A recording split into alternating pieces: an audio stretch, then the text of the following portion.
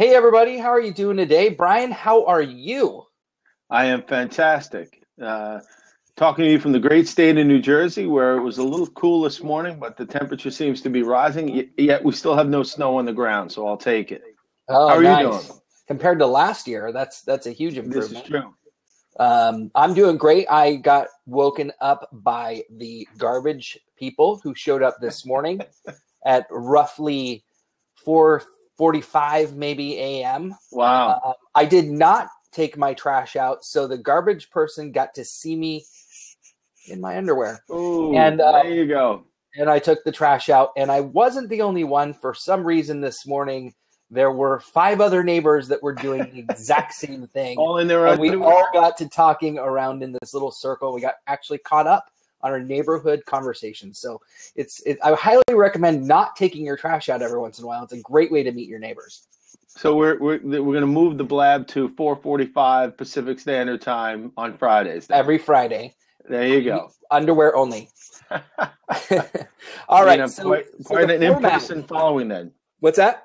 I said you probably have a quite a in-person following on your street. I'm building it. It's There it's you go. it's truly H stage. So we're gonna split this up between 10 minutes. We've already we've gone five. So the first segment may be a little shorter because we're gonna keep this to 30 minutes. The Yes. first 10 minutes we're talking about issues faced for entrepreneurs in 2016, time management and cash flow. So, Brian, I'm going to ask you a couple questions to kick this off.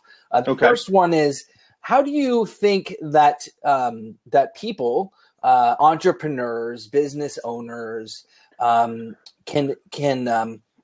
manage their business better in terms of the eventual outcome or the cash flow? What are the effects a business has downstream? Well, it's a great point. And there are a lot of people who are watching us today who are business owners. So this is something that I know is going to be near and dear to their heart. And probably the biggest thing that keeps us up at night is definitely cash flow. And I don't care if you run a great business, a debt-free business, you get a bump in the road where somebody turns a net 30 into a net 60 in terms of paying you, or you're expecting money and there was a misunderstanding and the payment's late, and suddenly you're taking a cash positive month and you're trying to figure out where you're going to come up with the money to pay your bills. It happens to all of us, and it happens, in some cases it happens, more than a few times a year. And so the best way to prevent something like that from happening is, one, take a look back on 2015 and see where you had some cash flow bumps. Like, is it a certain time of the year? Is it with variable expenses where they can kick up? Like, you've got a lot of traveling to do, and you didn't budget accordingly for that. But then try and figure out where you might get some bumps in the road in 2016. And if it were to happen, you play the what if game. What if this happens? How am I going to respond to it? And that's where you start looking for resources, right?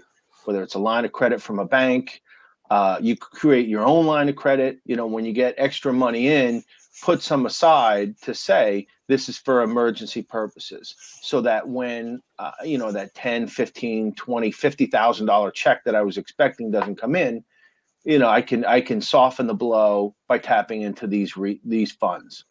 The So other thing, let's transition, if you wouldn't mind. We'll take a quick, because we've got just a couple minutes left on the segment. Let's talk about time management, especially at the beginning of the year. It's a great topic.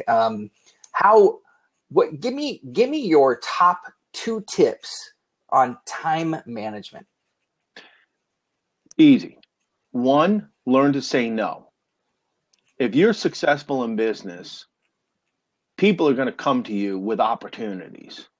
You have to, if you have a plan in place at the beginning of the year, say, this is where I want to be on December 31st, 2016, then you have to ask yourself, is this opportunity going to get me closer to my goals?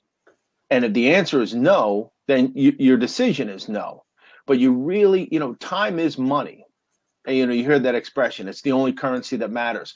The biggest difference between time and money, though, is that you can't save time. You can't bank it like you can with a credit line for your business. So if you make a bad decision and mismanage your time, it kind of puts you back in terms of being able to achieve your goals and objectives for the year.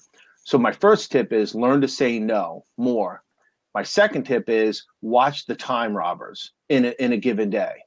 And, whether it's you're playing games on your phone, or you're catching up with a buddy or a family member, whatever it is, in the middle of the day, you have to put those things to after business hours or before business hours.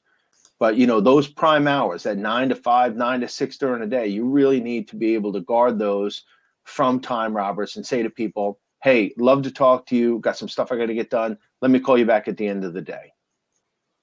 Awesome, man. No, I love that. Especially the time robbers. Watch them, identify them, and get rid of them. Yeah. I like to call them time roberts. But yeah, I understand. And I only said that because Robert's on the blab, but no, I agree. It's it's something that happens all the time, and the thing is that they come in many disguises, right? And so you don't really know who they are and what they're asking for, and it sounds so fun. It sounds like it's going to be a good reason to do something, and yet it really turns into something that ends up robbing your time. Or Roberting your time. I'm kidding, Robert. Yeah. So Brian, I clicked on you to give you applause or whatever, the high fives, like twice. Yeah. And now it's going in perpetuity. Do you see this? Yeah, I just thought you liked what I was saying, but no, I liked it. I didn't love it. I didn't want to marry it, but apparently my thing is stuck. So at the end of 30 minutes, you might wind up with about 10,000 high fives from me. Oh, that's interesting. Here, let me get you up there too, so that we can. There you go. I don't want to feel like I'm, robbing your. No, it's all good. So we covered time management, just tips. That's what we want to give away on this show. Quick tips that can help people run better businesses, manage their time better, increase productivity. Right? That's our goal. That's right. One of our goals for this. Yeah. So let me flip it now and take control and talk to you about our second topic, which is personal branding. I hear this a lot from the companies that I work with, the business owners and entrepreneurs that I work with, who don't really understand personal branding and why it's important for them in their business. So you write extensively about it. You talk about it. Tell me this. What is personal branding and why is it important? Yeah, that's it's actually, I think it's more important now than it ever has been. There's a way to brand yourself, and there's a way not to brand yourself. If you wouldn't do it offline, I wouldn't do it online. And a lot of people really, as fundamental as that sounds, they don't really get that. There's a lot of ways that you feel like it's kind of like when somebody's in the car and they're picking their nose and they feel like nobody can see them. But then again, there's windows around you. Yeah. And people can really see you picking your nose. Right. It's the same thing online. People think, oh, well, it's a tweet. Is it really going to be heard? It's a Facebook post. Who really cares? It all really adds up, and it really starts to become, kind of going back to if you were in a communications degree in college, it's, the whole concept of peeling the onion, the communication theory on peeling the onion into relationships holds true to where, over time you really peel the outer layer of the onion until you get to the rich, juicy stuff on the inside that makes you really cry once you're cutting the onion up. And the same thing goes for social media and personal branding. As soon as you're peeling that onion over time, people are starting to learn who you are. So does that one single tweet matter? To the person who saw it and then adds up to the next tweet or the next Facebook post or the next Instagram post, it becomes who you are. Right. Right. And all of these different things add up to your own personal brand. And that used to not be the case, because there used to be this place where, there was no, as of 10 years ago, there really wasn't any social media.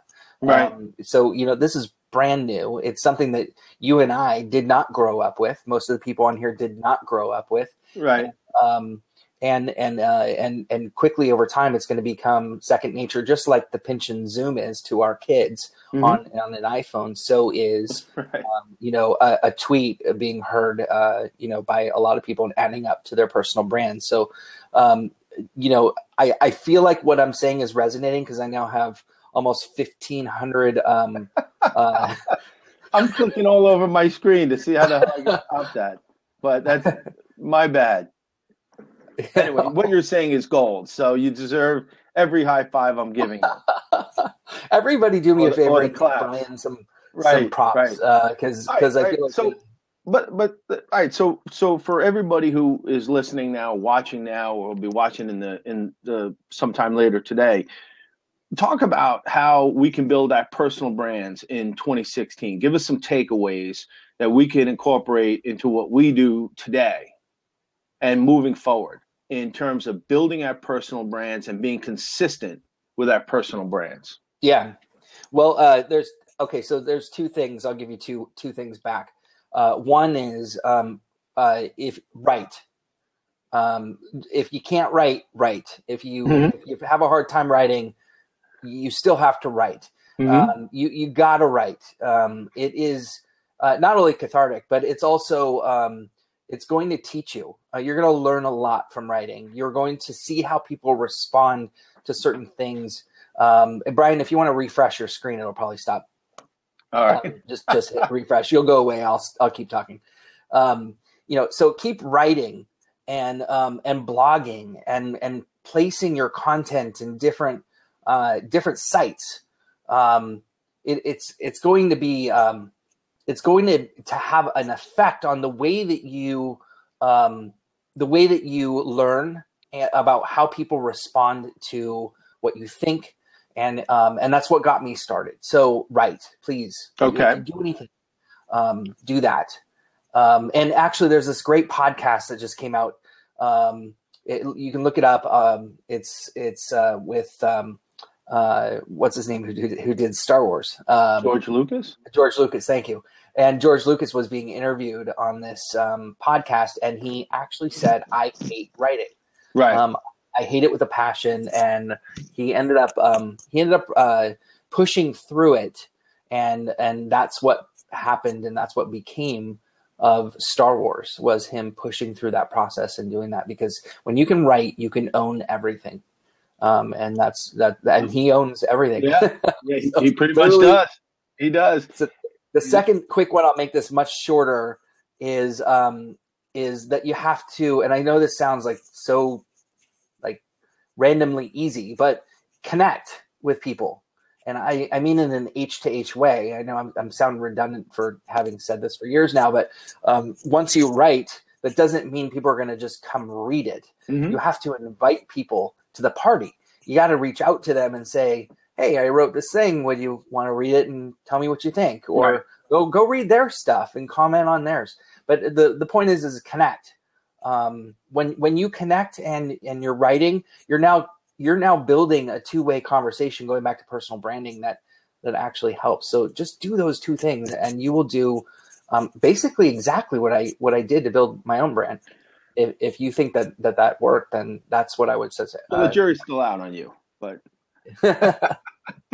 but now what's interesting is you look at what we just covered in the first two segments, and it's like peanut butter and jelly. Time management, watching the time robbers will free you up. You talk to most people, Brian, who are listening right now. We all say the same thing. I'd love to do it. I don't have the time. I'd love to write. I'd love to connect, but I don't have the time. And the fact is, we all have the same amount of time in a given day. It's how we use it that makes us successful or not successful, or it makes us, it helps us promote and build our personal brand, or it doesn't. So You absolutely 100% should write. I agree. And you should connect. But you need to mine the contact list of the people you have in order to understand you can't connect with 1,000 people in a given day. So who are the people that you should connect with where you can help them and they can help you? It can't be a one-way street, right? You can't be a taker. You can't say what's in it for me the whole time. Well, Ultimately, it is you are achieving your goals, but you're doing it by helping other people achieve their goals. yeah, I think we might have our first bee on air with the bees disagreement. Because wow, that I'm surprised we didn't have it in the first one. No, I'm kidding. I actually just would slightly alter that to that there are ways to connect with a lot of people, and that's speaking. When you speak, but I don't think that you're probably talking about a one-to-one connection, right? But I'm a fan of speaking for that reason, because there's no greater impact in my life than having gotten up on a stage talking to 6,000 people and connecting with maybe a half of whoever's listening to you. Mm-hmm, mm-hmm. And then at the end of the day, you basically they met you. Now, did you meet the other half? No, that's where the hard work begins. Mm-hmm. But speaking would be right up there on number 3 for me as building your personal brand. Yeah, I agree. So there's a ratio, right, of 1-to-1 versus 1-to-many. But that's all part of a plan. So it doesn't happen randomly. You don't build your personal brand randomly. You have to have a plan, right? And you need to execute on it. But part of it is that rule of reciprocity. That if you will get known as a taker pretty quickly in our world if that's all you do. Hey, how can I use you to help me achieve my goals? Totally. That you'll be outed, and you have to move on to a different industry, change your name, go into witness protection, because the rule of reciprocity really does apply, especially in social. Yeah. Right? It's kind of like give. I think Gary Vaynerchuk said it, right? You give, and then you ask. Right. And the fact is, if you do it right, you don't even have to ask. Somebody's going to say, how can I help you? Right? Yeah. Beautiful. Absolutely. So Brian, I did, by the way, I apologize. I used you to start this blab. So I just wanted to. That's hey, I feel like I didn't give. I just asked you to. No. This is my giving. I'll be asking in February of something. All right. So let's finish this out with the in the final, what we have here, 8 minutes. Mm-hmm. I'd like, let's talk about the last third of this in terms of what's hot in 2016. Right. Is it big data? Is it wearables? Is it Internet of Things, video? What's going on? You saw my, actually, you not only did you see it, you were one of the predictions in the 69 predictions that I put up. Mm-hmm. I don't know if you had a chance to go through them, but there were some pretty interesting trends that happened. But what are your thoughts? What's going to be hot in 2016? Depending on what type of work you do and the industry you're in, obviously, there'll be different trends. But I think something that will be, kind of unanimous is the way we communicate with each other. You see it moving towards video and mobile, right? Which is one of the reasons that I agreed to your invitation to do this blab. Normally, I hate video. But I realize, to me, this is like a necessary evil. This is the way that people choose to communicate. It's easier. It can be on demand. And so I made a commitment in putting my plan together for 2016 that video would be a big part of it. And, of course, mobile. People wanting to view this on their smartphone while they're on a plane going somewhere, or, maybe on a train going home from their office. So those are trends that I see from a communication standpoint. Certainly big data. We hear that a lot. In fact, I just got off a call right before this, and it was all about how to capture the information and use it in predictive analytics. We're getting so much more information now than we've ever had access to before. But here's my one warning to people who use it in business is that you're never truly going to get the complete picture. So find out what information you need in order to achieve your goals. Remember, information technology, all of this stuff that we do, it's a means to an end. So if analyzing big data and incorporating it into a customer experience is going to help you generate more revenue for your company, increase sales, increase workforce productivity, then by all means, invest your time and resources into it. But those are going to be three important trends, I think, for any business in 2016. How about you? I completely agree with you. So I could just say ditto, but maybe I'll get a little bit more into the weeds since you talked about some really great themes that I totally agree with. One was just diving down. The number one thing that I am totally committed to and totally focused on this year is actually a couple different things. One is I think people want to learn on their own time. And they're going to need more content that they subscribe to, meaning it's intent. There's intent to subscription of e-learning. Mm-hmm. And I think e-learning is about to go up. It's been up. It's going to go higher. Right. So e-learning is going to be big.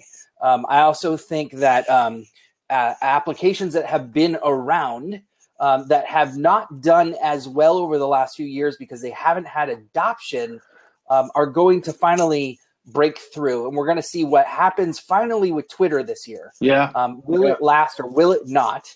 That will come true, like to a point where we're going to figure out what that happens. I actually think that their changes that they're making with some of these radical changes have to happen because they need to go big or go home. And so that's that. And then the third thing is, honestly, I'm really committed to things like, Snapchat. I think Snapchat is probably one of the most breakthrough technology social media platforms that is going to disrupt what we like about Facebook and still want out of Facebook, what we like about Twitter, but still want out of Twitter. It takes away the trolling and it gives us active moments with people that makes it interesting to connect with people. It's totally human to human, this platform. I absolutely love it. So those would be my three. Let me ask you a question though about things like Snapchat, Facebook, Twitter. And I could be completely wrong, but if Twitter said to me, we want to keep Twitter around, we want to increase the user experience, and we're going to do what LinkedIn does. We're going to offer a free version and then a premium version. I mean, would you pay $1 a month, $5 a month for Twitter? If they had some kind of premium service that they added on for you, you see all of these third-party apps that are able to provide deep dive analytics into Twitter. And that's it. Twitter is sitting on the Grand Canyon of big data. I don't know why they don't offer premium services on their own that they charge people, because I would pay. I would hate to see Twitter go away because it's such a valuable tool for me in what I do every day. Snapchat, I'm just starting to get into.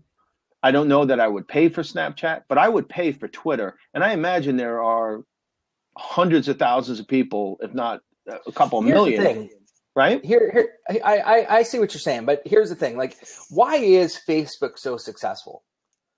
They don't charge us for their analytics. They don't charge us for any of their insights. Mm-hmm. They give us new things all the time. They're disrupting how we interact and how we use social networking. They really have invented quite a few new things that we did not like over the last few years and came to eventually like. Yeah. And I think Twitter is going to do the same thing. We'll not like it, and then we'll eventually like it. Or not. It'll become really clear. Yeah. But I think, that's the thing is Zuckerberg is really good at doing the beg for forgiveness. Then the second thing is that we don't pay for any of the data, but what we like is that it's not disruptive advertising. So the ads, the brilliance of the network is that they understand what you like, or Right. at least they're supposed to, and they're going to understand even more so when you order a car service like Uber, or you order your Safeway groceries to be delivered. They're going to know that about you, and they're going to serve you up things along the way that make sense Right. to what you need at that moment. So it's Right. not a disruptive ad. That is where Twitter could really kill it, because they actually have more data on that level in terms of understanding you as a user and helping us to advertise in the moment for what you need, not for advertising's sake. If you think about Twitter, we use Twitter for breaking news, right? If something happens, like I remember this was like a historic one when we found Osama bin Laden. Remember that? And they said that Obama was going to come on Sunday night at like 11 o'clock for a speech. And at 10:35, the story had broken on Twitter that we had actually captured and killed Osama bin Laden. And what was even more interesting is that his neighbor tweeted something earlier that night about all the noise coming from next door. And there are so many historic moments. When Sullenberger landed the plane in the Hudson River and the guy took the picture on the wing and tweeted it. There is value in what Twitter does, and there's a reason people go to it. They just haven't monetized that portion of what they do. I think Right. They need to start thinking a lot more like a business and saying, how do we monetize this? And don't be afraid of losing users. You got to have that free version and the premium version. It's like any business. They're not a nonprofit. They got to start figuring out how to make money and be disruptive.